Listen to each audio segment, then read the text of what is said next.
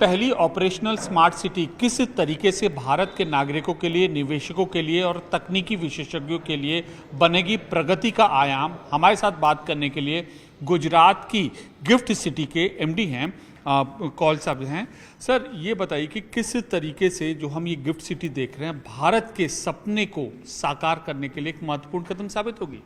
देखिए, आज जहाँ पे आप खड़े हैं, जो ज़मीन यहाँ पे है, माननीय प्रधानमंत्री जी जब मुख्यमंत्री थे 2007 में, उस वक्त उनका एक विज़न था कि क्यों नहीं हम जैसे लंदन हुआ, सिंगापुर हुआ या हांगकांग हुआ, ऐसा एक फाइनेंशियल सेंटर हम यहाँ क्यों नहीं बना सकते हैं। 2007 में जो विज़न, जो कल्पना रची थी, आज आप उसका नेचुरल कल्मिनेशन देख रहे हैं।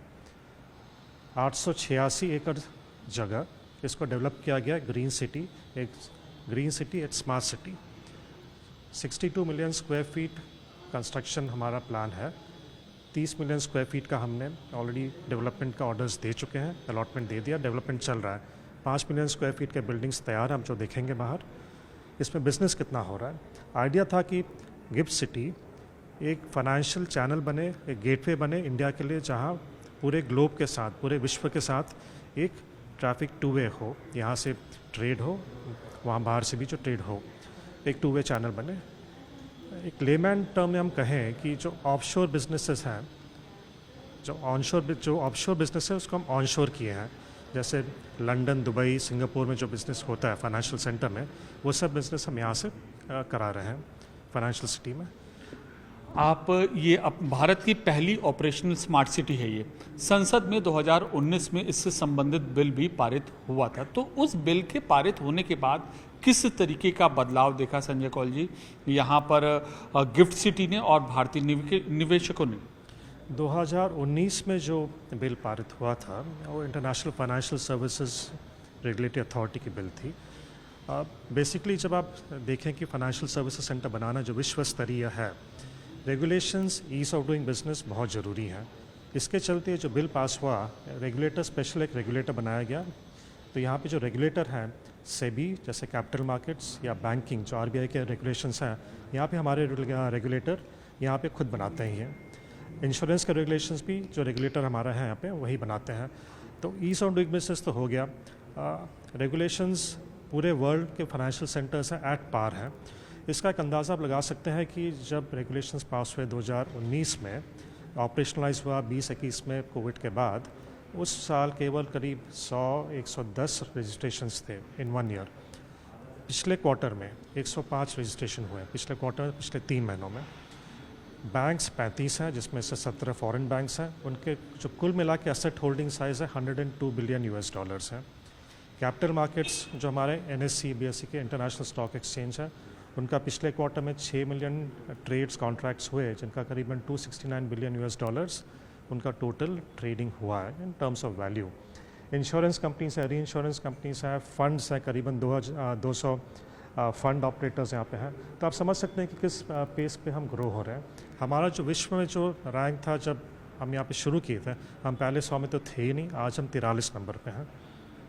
अगर हम ये तस्वीर देखें इस सिटी की, इस गिफ्ट सिटी की, पूरी यह परिकल्पना है जो पीएम मोदी के नेतृत्व में यह रची गई है। यहाँ पर भारत का आम नागरिक, सिंपल शब्दों में बताएं, आना क्यों चाहेगा? ये जो यहाँ पे एक तो क्वालिटी ऑफ लाइफ है। यहाँ पे जो 886 एकर्स में से 34% जो है ग्रीन एरिया है। स्मार्ट सिटी जो सिस्टम्स हमारे काम करते हैं, हम 2 एस्पेक्ट से देखें। एक तो जो यहाँ रहना चाहेंगे, उनके जो बिल्स होंगे, यूटिलिटी बिल्स, एक आम आदमी की जब घर चलाते हैं बिल्स कम हो, बिजली का बिल कम हो, कूलिंग का बिल कम हो, वेस्ट कलेक्शन अच्छे से हो, सफाई हो, ये सब चीज़ें यहाँ पे हैं। हमारे यूटिलिटी बिल्स करीबन 30% कम होंगे आप बाहर जाके कहीं रहें तो। And quality of life.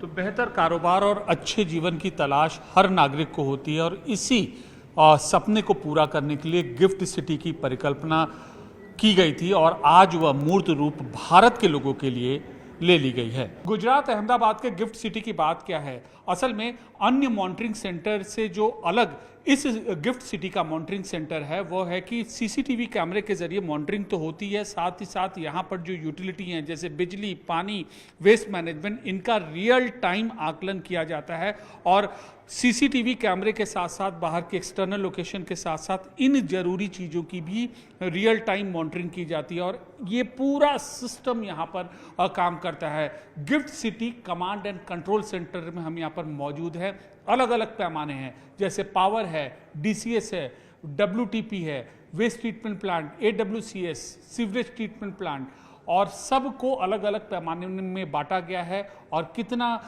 ये अभी उनके स्टोरेज में है, कितना और ज़्यादा अभी इनकी ज़रूरत है, सारी चीज़ों को इसमें बताया जाता है। अब मसलन आप ये देखिए जैसे सोलर जनरेशन का ये पूरा चार्ट है। एवरेज जनरेशन है 17,394 kWh और इसमें जो CO2 रिडक्शन हुआ वो 121 टन हुआ और 5900 kWp का कैपेसिटी का यह सोलर प्लांट है और टारगेट जनरेशन है 7,08,000 kWh। तो यह सोलर जनरेशन का पैमाना है। विशेषज्ञों की टीम लगातार मॉनिटर करती रहती है और अब कोई भी किसी तरीके की दिक्कत ना हो इस तरीके का आकलन करती है। हमारे साथ टेक्निकल टीम की यहाँ पर मेंबर है। मैम, शुभ नाम आपका? कविता गुलवानी। कविता जी, हम क्या देख रहे हैं और इसको हम किस तरीके की हम इसको फ्यूचरिस्टिक अप्रोच कह सकते हैं या किस मायने में यह city command and control centre अलग बनता है अन्य सेंटर से? सर, इसके बारे में आपको अवधेश सर बताएंगे जो यहाँ पे बैठते हैं, वो टेक्निकल। अभी क्या हम इसको देख के हम क्या समझ पा रहे हैं?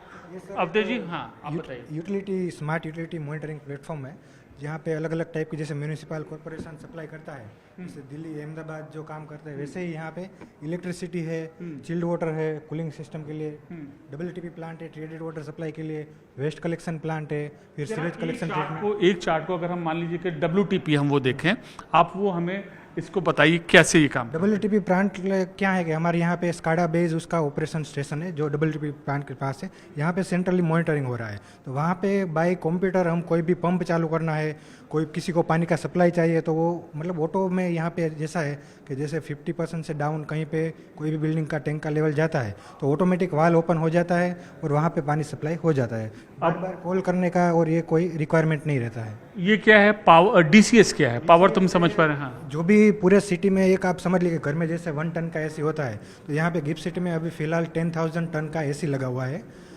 इसको डिस्ट्रिक्ट कूलिंग प्लांट बोलते हैं। वो पूरे सिटी में जो भी कूलिंग रिक्वायरमेंट है अभी वहाँ से जा रहा है।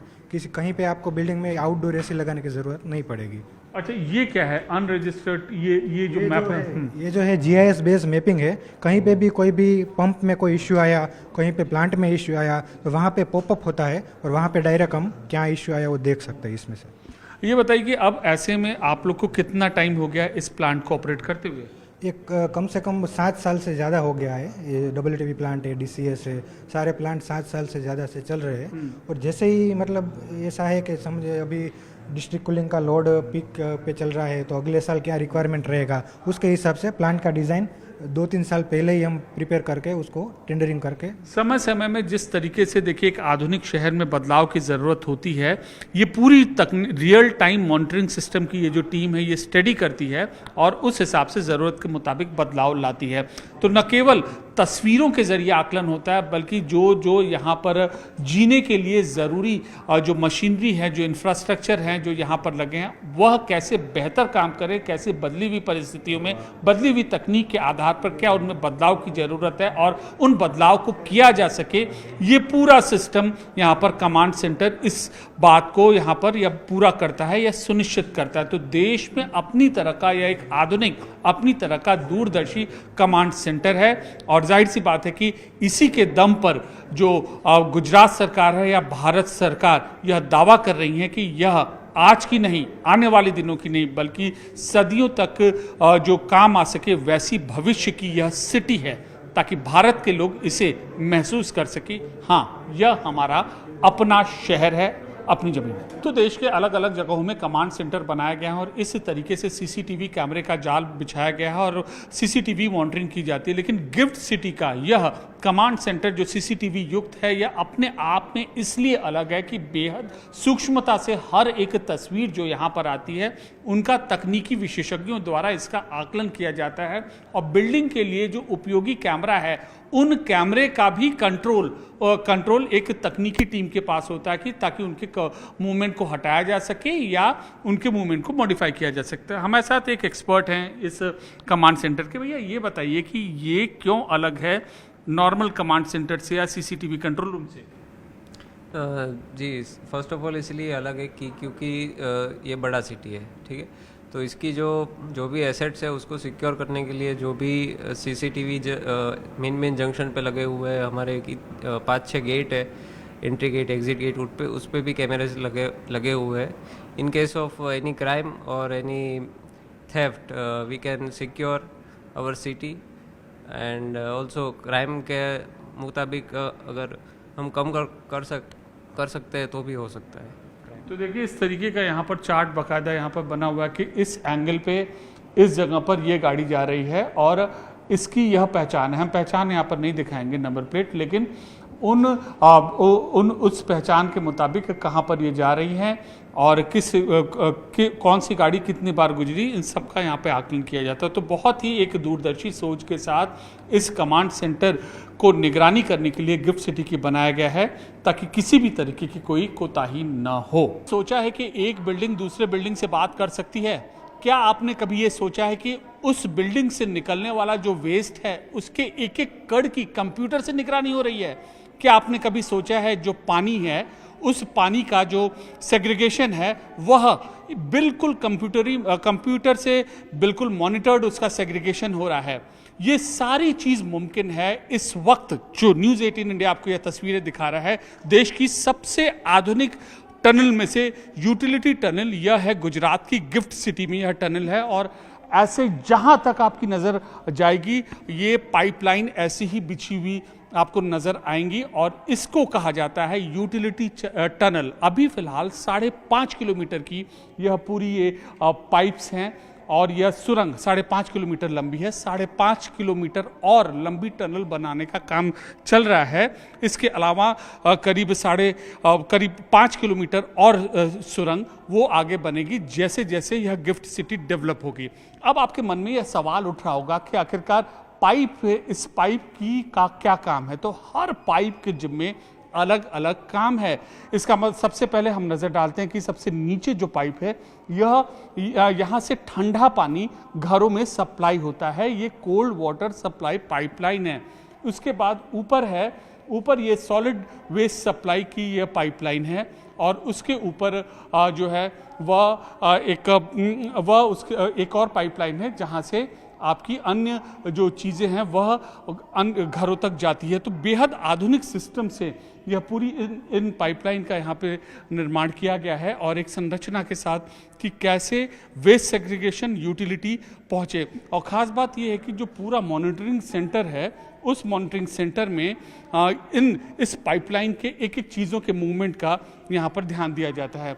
अब आप यहाँ पे अगर आप नज़र डालेंगे, देखिए अगर नीचे इस टनल के कम से कम 2 से 3 लेवल हैं और इसी तरीके की पाइपलाइन यहाँ पर भी बिछाई गई है और ये सॉलिड वेस्ट की है और कोल्ड वाटर की है। इसके अलावा जो पाइप्ड वाटर है उनकी पाइपलाइन है। तो बहुत सूक्ष्मता के ढंग से ये तैयार की गई है। अब हम आपको एक उदाहरण के ज़रिए समझाते हैं कि कैसे ये काम करता है। देखिए, अगर किसी ने यहाँ पर वेस्ट कलेक्शन बिल्डिंग से डाला है तो वो यहाँ से निकलती है रिसाइक्लेबल और नॉन रिसाइक्लेबल। वह जो वेस्ट है इस बिन में आता है और उसके बाद वो बिन सीधे इस पाइप से यहाँ पर आता है और यहाँ आने के बाद जहाँ हम इस वक्त मौजूद हैं इस सुरंग में, टनल में, वो आता है और उसके बाद ये सेग्रीगेट होता है और सेंट्रल वेस्ट हैंडलिंग फैसिलिटी में यह जाता है। पूरे भारत में अपनी तरह का यह बिल्कुल आधुनिक वेस्ट मैनेजमेंट और यूटिलिटी सेंटर है। हमारे साथ जानकी जी हैं, सीनियर वाइस प्रेसिडेंट हैं इस पूरे प्रोजेक्ट की, और ये देख रहे हैं मैम क्यों यह पूरा सेंटर यूटिलिटी टनल देश के अन्य टनल से अलग है? इसमें क्या होता है कि इसकी दूसरी जो सारी टनल्स होती है वो व्हीकल के लिए या ऐसा कुछ यूज़ होता है। यहाँ पे ये जो टनल है that is a utility tunnel जिसको नाम दिया गया हुआ है। तो सारी जो हमारी यूटिलिटीज़ जो है वो ये टनल में रखी गई हुई है, वेदर इट इज़ पानी की पाइपलाइन है या हमारी चिल्ड वाटर यानी कि एसी की पाइपलाइन है या सॉलिड वेस्ट मैनेजमेंट की पाइपलाइन है या इलेक्ट्रिकल केबल्स है, ये सब कुछ जो है वो ये टनल में रखा गया हुआ है। अब जरा हमें जरा इसको समझाइए कैसे, कौन कौन सी ये पाइपलाइन है और इसका फंक्शन क्या है। जी, तो मेरे सबसे ऊपर अगर लेफ्ट साइड में आप देखेंगे पानी की पाइपलाइन है। तो ये क्या करती है कि जब भी वाटर ट्रीटमेंट प्लांट से जो अपना पानी है उसको बिल्डिंग तक पहुंचाने के लिए ये पाइपलाइन का यूज़ होता है। जैसे ही बिल्डिंग का लेवल डाउन होगा, टैंक का लेवल, टांकी का लेवल, तो वो ट्रीटमेंट प्लांट पे उसका सिग्नल देगा और थ्रू दिस पाइपलाइन जो पानी है वो बिल्डिंग तक पहुंच जाएगा। ऑल्सो सेंसर्स और वो सब कुछ लगा हुआ है, तो अगर कुछ मेंटेनेंस का इश्यू आया इमीडिएटली आप प्लांट पे नोटिफाई होगा। मेरे नीचे जो यहाँ पे रखा हुआ है that is a chilled water pipeline है। ये क्या करती है कि जो ठंडा पूरी सिटी में कहीं पे भी स्प्लिट एसी या विंडो एसी का कंसेप्ट नहीं है, पूरी city is being cooled through this chilled water pipeline. Centralise chiller है, वहाँ से पाइपलाइन थ्रू हम एसी की ठंडक हर एक बिल्डिंग में पहुँचाते हैं। बीच में जो लेफ्ट साइड पे दिखता है वो सॉलिड वेस्ट की पाइपलाइन है। तो ये सिटी में जो दूसरी सिटी में होता है कि ट्रक्स होती है जो कचरा का इकट्ठा करने के लिए जाती है, यहाँ पे जो कचरा है उसको कलेक्शन करने के लिए ये पाइपलाइन मैकेनिज्म है। थ्रू द पाइपलाइन सक्शन होके वो पूरे प्लांट तक पहुँच जाता है ये चीज़ में। ये बताइए कि पूरे भारत में अलग अलग स्मार्ट सिटीज़ में ऐसे प्रोजेक्ट तो आएंगे, क्यों गिफ्ट सिटी को ये प्रोजेक्ट अलग बनाता है? गिफ्ट सिटी में क्या होता है, लाइक पूरे भारत में डिफरेंट स्मार्ट सिटीज़ हैं, but GIFT city is being develop as a green field. तो ग्रीन फील्ड जो डेवलप होता था उसकी वजह से ये सारी यूटिलिटीज़ और सब कुछ we can lay in that fashions. Also पूरा ऑटोमेशंस और ये सब कुछ इन हाउस और through the consultant we have done over here itself. अच्छा, कंसल्टेंट में कुल क्या ये पूरी प्रक्रिया थी? Consultant में it was a open tender that has been invited, and through that the consultant of the engineering that has been brought onto the board itself. ये अब कितनी किलोमीटर पाइपलाइन बिछ चुकी है और कितनी पाइपलाइन बिछनी बाकी है? टोटल 15 किलोमीटर की टोटल सिटी लेवल पे प्लान्ड है, जिसमें से 5 किलोमीटर में पाइपलाइन ऑलरेडी डल चुकी हुई है। बाकी का 5 किलोमीटर है उसमें construction is going on, and दूसरा 5 जो किलोमीटर है वो जैसे जैसे सिटी बढ़ती जाएगी उसका एक्सपेंशन होता जाएगा। तो देखिए, इन्होंने सीनियर वाइस प्रेसिडेंट जानकी जी थी और यह इस जो टनल है, यूटिलिटी टनल के बारे में बताती थी। ये पूरा देखिए ये प्लान है। मैम, इस प्लान के बारे में भी आप बताएंगी, क्या है, सेंट्रल पार्क है, कैसे, थोड़ा सा हमारे दर्शक जो रूबरू हो सकें। ये जो गिफ्ट सिटी का टोटल जो प्लान है दैट इज़ 886 एकड़ पे ये प्लान बनाया हुआ है, जिसमें 62 million square feet of built up area that has been plan. आप जो देख रहे हो कि ब्लू है, येलो है, रेड है। Blue is our commercial this things, yellow is a residential and red is a social infrastructure. तो यहाँ पे वॉक टू वर्क कंसेप्ट बनाने का हमने पूरा ट्राई किया हुआ है कि रेसिडेंशियल लाइक सोशल में अगर आप देखेंगे तो स्कूल है, क्लब है, all this facilities are there. Also metro connectivity, BRTS connectivity are there over here. जो बीच का ग्रीन आपको पूरा सर्कल दिख रहा हुआ है that is nothing but a central park which we are developing, a greenfield central park where all the dining facilities and recreational facilities that will be developed. Also the river front, because Sabarmati, the city is being developed on the bank of river Sabarmati, the blue. So river front जो अहमदाबाद का है that's we are extending up to over here in the gift city, and this river front will be also used as a recreational purpose and the commercial activity purpose itself. तो साबरमती नदी के किनारे बन रही यह गिफ्ट सिटी अपने आप में एक नायाब नमूना होगी इंजीनियरिंग का, रहने वाले लोगों का, इंडस्ट्री का, टेक्निकल पार्क का और सारी वो चीज़ें जो एक आम इंसान सोच सकता है। तो एक आम नागरिक के लिए ये एक सपना है और कहीं ना कहीं यह एक भविष्य की झलक भी है कि कैसे हमें तैयार रहना है जब आने वाले दिनों में शहरीकरण होगा और नए नए शहर पूरे भारत भर में बसेंगे।